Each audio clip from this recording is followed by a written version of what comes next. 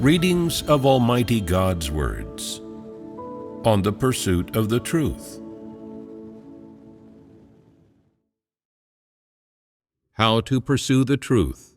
4. Example 5. Deliberately trying to attract the opposite sex. There is another type of person who goes all out to show off whenever members of the opposite sex are around, trying to dress in a more special way and apply makeup to appear more seductive. For example, their behavior and appearance are still normal when they are with brothers or sisters with whom they are particularly familiar. But as soon as someone of the opposite sex in their own age range comes on the scene, they get all excited inside and feel compelled to adopt a special attire and appearance.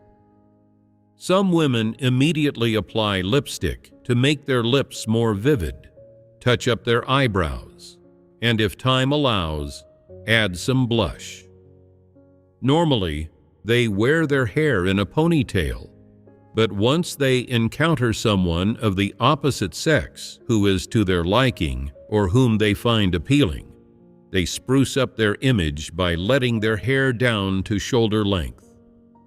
Some men, meanwhile, make their hair shinier, style it into a Korean, Hong Kong, or Western haircut, trim their facial hair, put on a pair of glasses, change into better clothes, and, if conditions allow, spray on some cologne, all to attract the opposite sex. When speaking with members of the opposite sex, they frequently toss in some fancy words to show off, aiming to display their cultural refinement, elegance, wit, and sense of humor. Their intention behind all these actions is very deliberate. They do it solely to attract the opposite sex. Some people, when they are around someone of the opposite sex whom they like, or someone of the opposite sex who is of a similar age, become even more lively and talk more and express themselves better, and their eyes become more animated and stop being dull and glassy, and their facial expressions also become particularly varied. What's going on here? Why do they appear especially affected and unnatural when they see the opposite sex? When members of the opposite sex first meet, they are usually a bit shy, but after a few encounters, they become more familiar and behave more naturally. However, some people become particularly lively and stimulated whenever they see the opposite sex. What kind of issue is this? It's about seduction, which rises to the level of a corrupt disposition. What kind of corrupt disposition is this? Wickedness. Do they not have a problem with their humanity? Strictly speaking, this is a problem with the humanity of such people. What aspect of their humanity is problematic here? It's a problem of interactions with the opposite sex. How do non-believers describe this? They call it a problem with one's interpersonal conduct, don't they? If it involves a corrupt disposition, it can passably be summed up as wickedness. But more aptly put, it is a problem of interpersonal conduct between men and women relating to one's humanity. When faced with the opposite sex, some people become particularly lively and particularly positive and proactive. What these particularities manifest is a problem of interpersonal conduct relating to one's humanity. Is this interpersonal conduct normal or abnormal? Abnormal. So then, can it be described as wicked? Is it appropriate to say it's wicked? Is it okay to say it's a bit vile? Such people are a bit vile. Wherever there is someone of the opposite sex they fancy, they gravitate toward that person's group, insist on sitting next to them, and engage in physical contact and make eyes at them. This reflects a problem with their character. They are unruly, ill-behaved, and vile. If a person is superficial, then their manifestations should be the same whether they are in the presence of the same sex or the opposite sex. They just want to look good and to be liked, admired, and appreciated by others.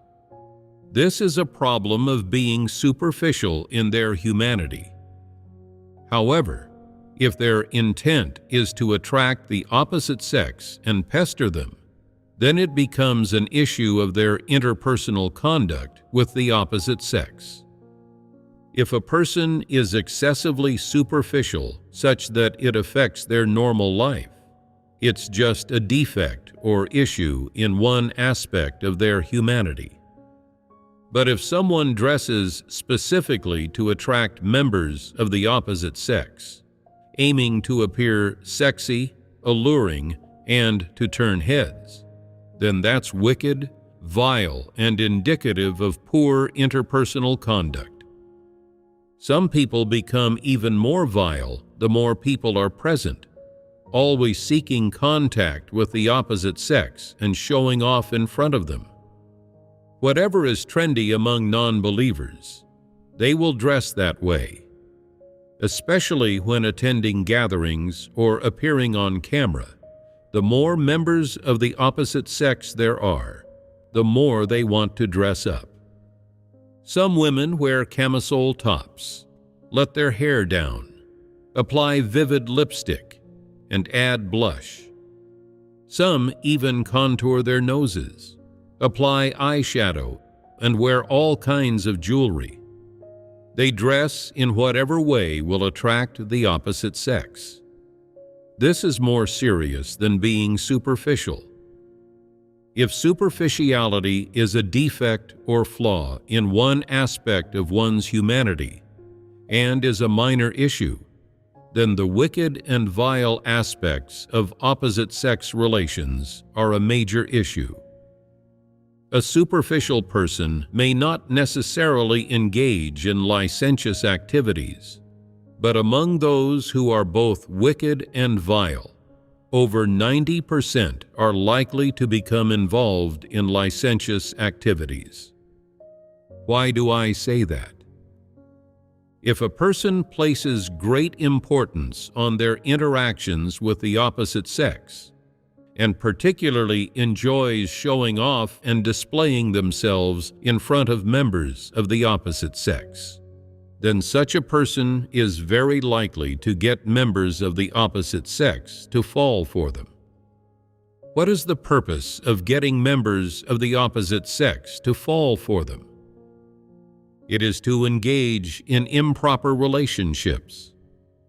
If they can casually seduce someone of the opposite sex, doesn't this indicate that they are very casual when it comes to relationships with the opposite sex?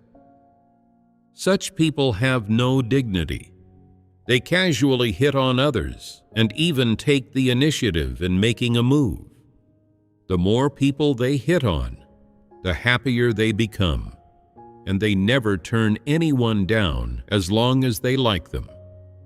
What kind of person is this? Leaving aside for now what corrupt dispositions they have, is this kind of humanity good? No matter what merits or shortcomings they may have in other aspects of their humanity, if they are especially casual, frivolous, and indulgent in terms of their interpersonal conduct with the opposite sex, this alone is enough to show that their humanity is not good. If they can err or overstep the mark at any time or place, isn't this a serious problem? Is such a person reliable? No. What is the root of their unreliability? It lies in their wicked nature.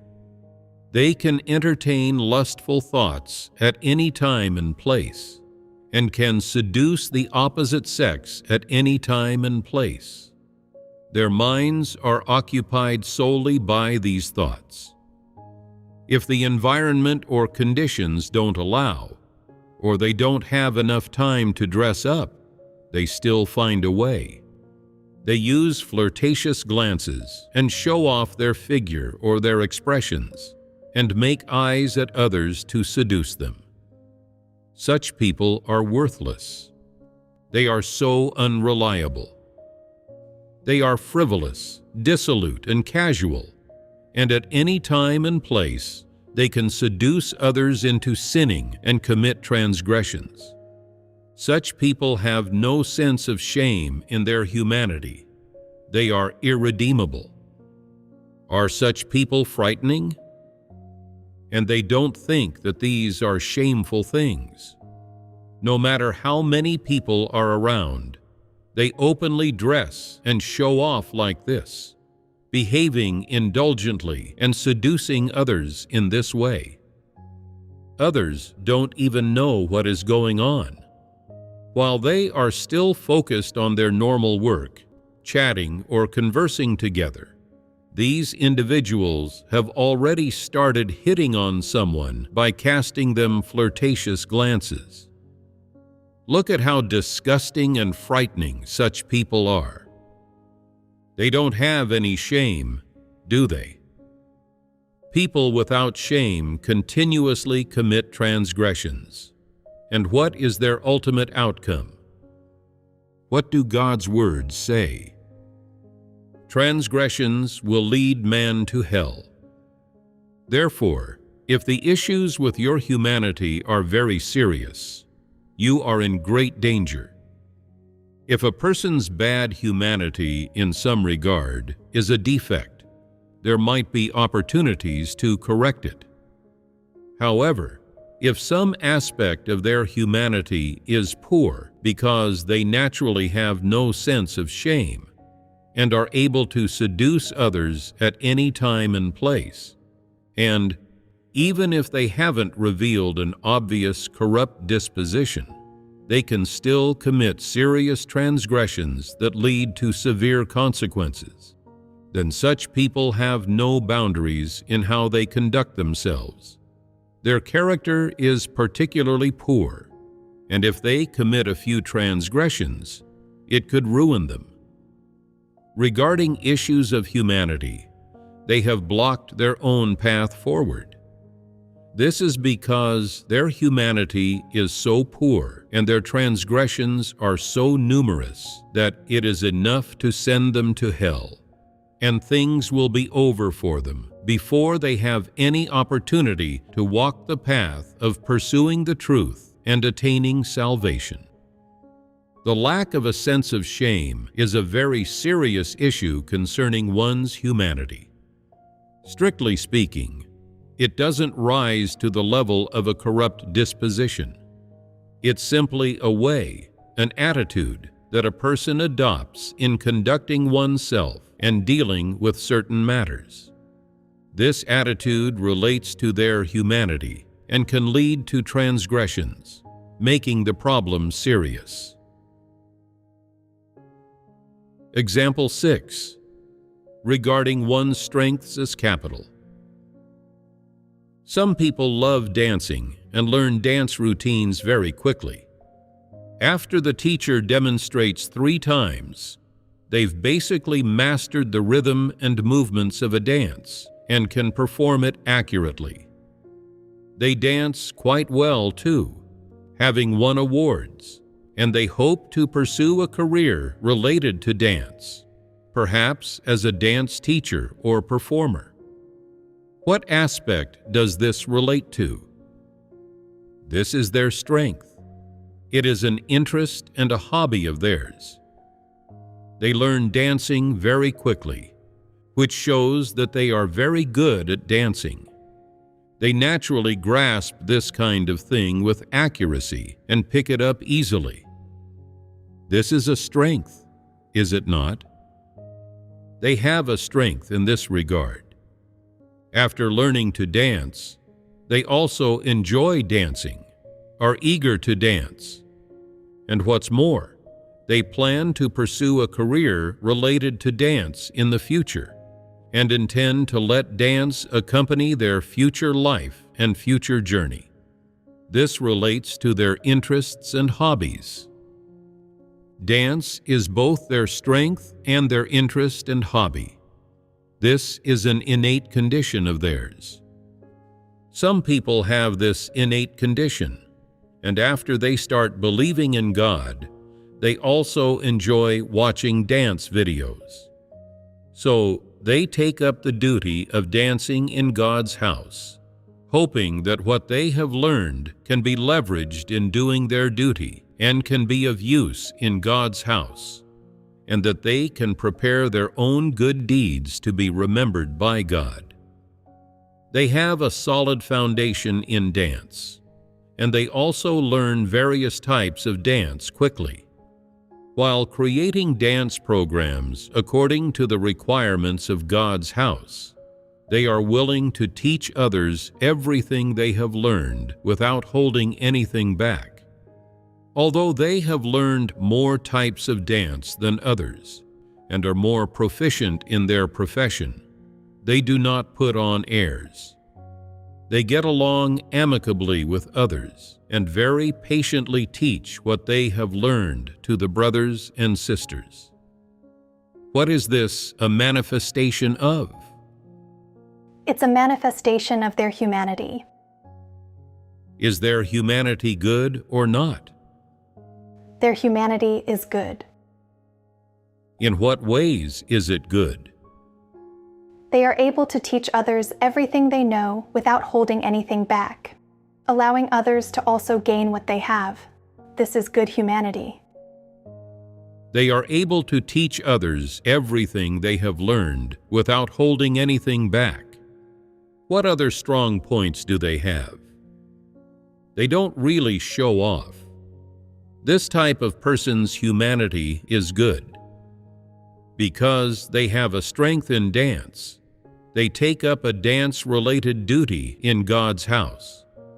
But after some time, due to the needs of the work, God's house arranges for them to do other suitable work. They think to themselves, "Have I wasted the 20 years I spent learning dance? Now that I'm asked to do work unrelated to dance, I feel so discontent. Why not let me use my strength, my forte, instead of making me a team leader or supervisor?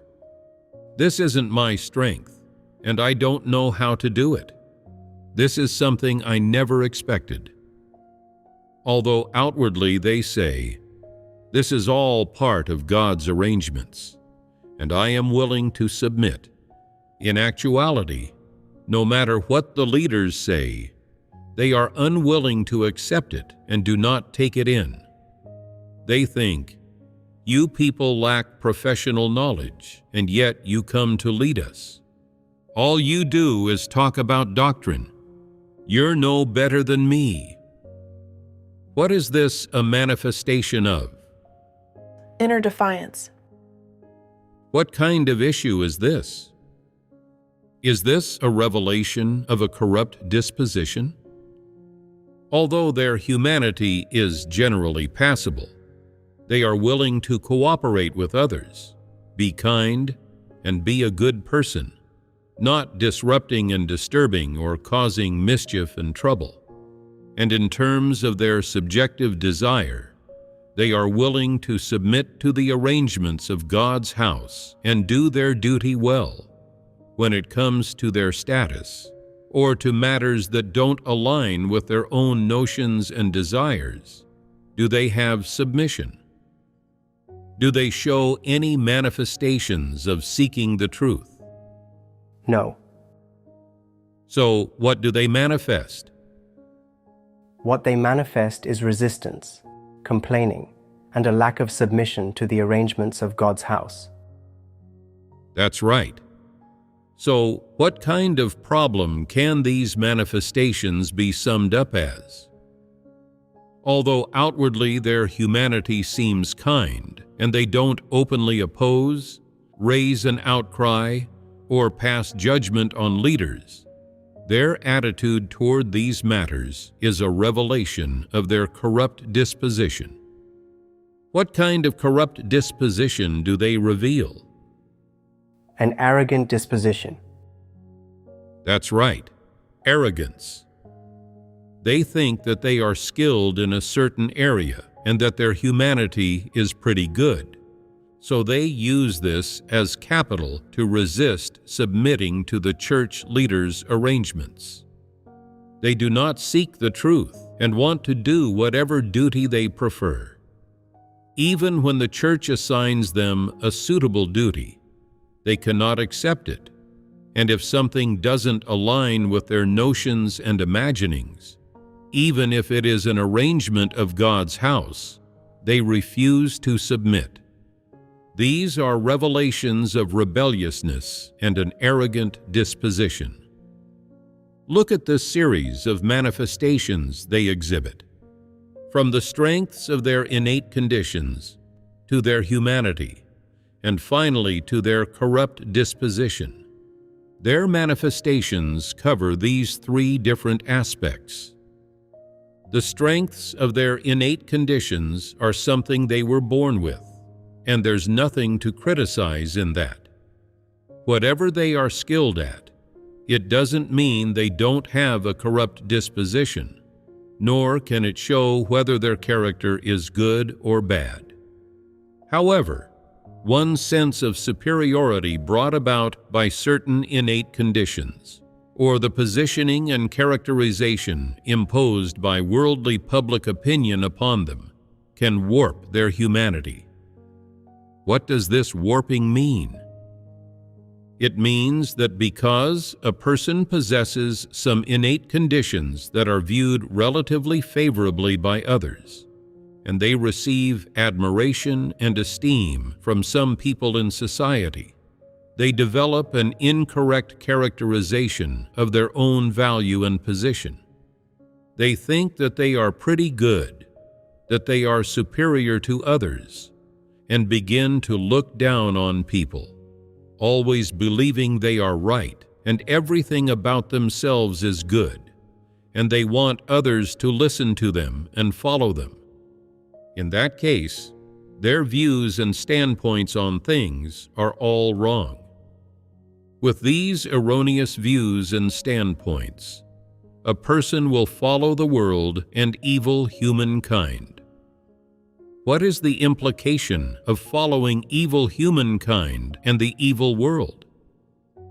The implication is that you will live according to the fallacious thoughts and viewpoints that come from this evil world and evil humankind, and that you will use these fallacious thoughts, viewpoints, and sayings to distinguish and characterize everything. For example, let's say you are fairly good-looking, with well-defined features and a good figure. These are innate conditions which are given by God. There's nothing wrong with this. It's simply a fact. However, under the wrong positioning by this society and this evil humankind, this fact can lead you to become cocky and indulgent, superficial and proud. That is to say, due to possessing innate, superior conditions, combined with the conditioning, temptation, and shaping of the various fallacious thoughts and viewpoints from this society and humankind, your humanity becomes warped. What does warped refer to?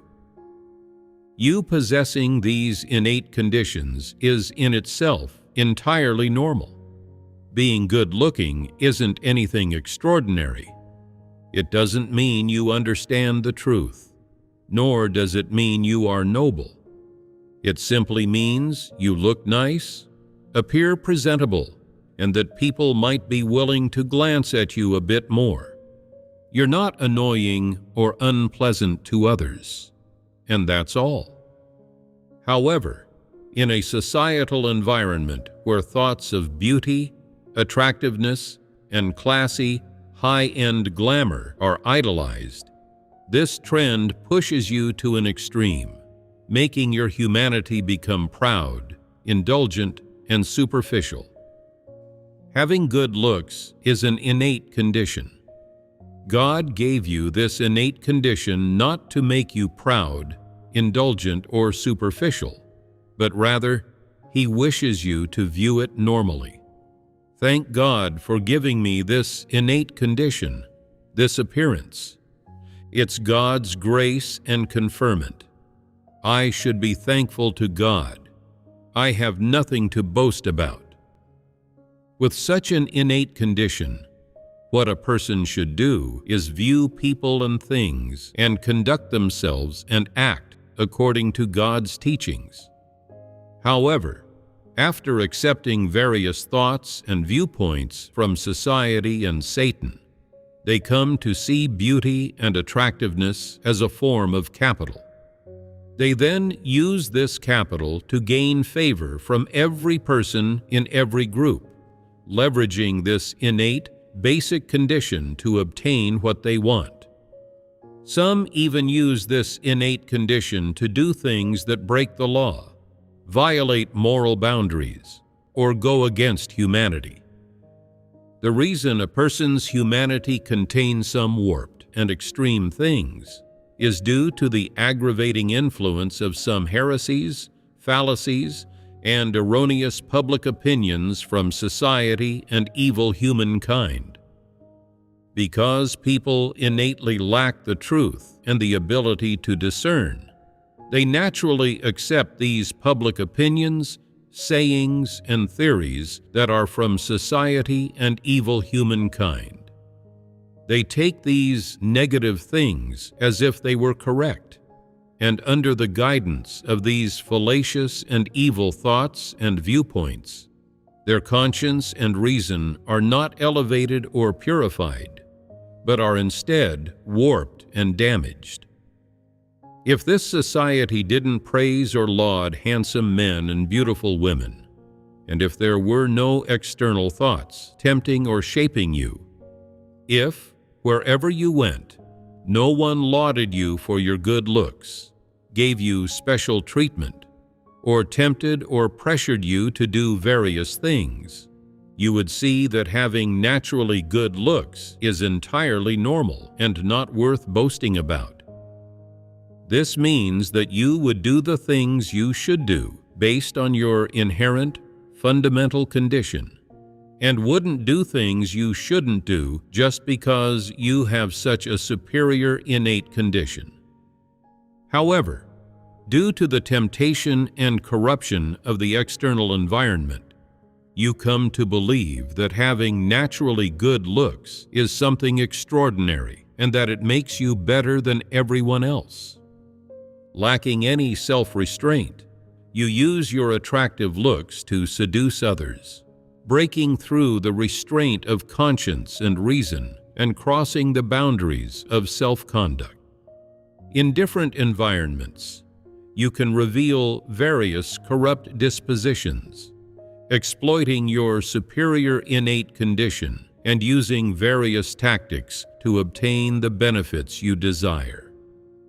This is the relationship between innate conditions, humanity, and corrupt dispositions. Sometimes there is a certain connection between these three aspects, and of course, sometimes there is a necessary connection between the first two or the last two. Do you understand? What should you know as a minimum? Any innate condition is not in itself wrong. It is simply a basic condition of one's humanity. When it comes to people's humanities, there are good and bad, positive and negative. So, how does a corrupt disposition arise? It arises when, based on their inherent innate conditions, A person is conditioned by various thoughts and philosophies of Satan, and this conditioning leads to the formation of various erroneous viewpoints, which then become a kind of life essence that the person relies on to survive. This is what a corrupt disposition is.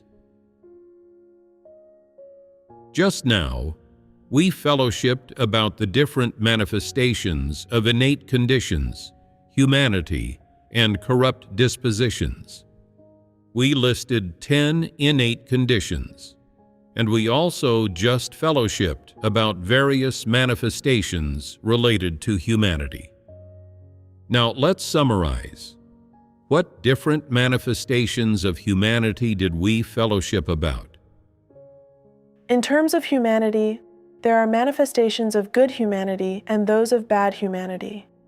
God just gave some examples. Some people naturally have a particular strength in a certain area and are skilled in a certain technical profession, and they are able to teach others without holding anything back. There are also some people who don't take advantage of others. These are manifestations of relatively good humanity. God also provided examples of manifestations of bad humanity. For instance, having base and sordid humanity, and constantly liking to snoop around for gossip behind others' backs, and, in terms of one's interpersonal conduct with the opposite sex, being casual and lacking dignity and integrity, and being selfish, base, and loving to take advantage of others, as well as being overly calculative in one's interactions with others, without any ounce of conscience or reason. These are all manifestations of bad humanity. Among the manifestations of bad humanity, what is the worst? Which type of person is the most disagreeable to you? Those who have no sense of shame and are especially casual in their interactions with the opposite sex. Casual, dissolute, and lacking a sense of shame. A more cultured way of putting it is that these people know no shame. In plain language, they are shameless, or closer to the mark, downright barefaced. No one likes such people.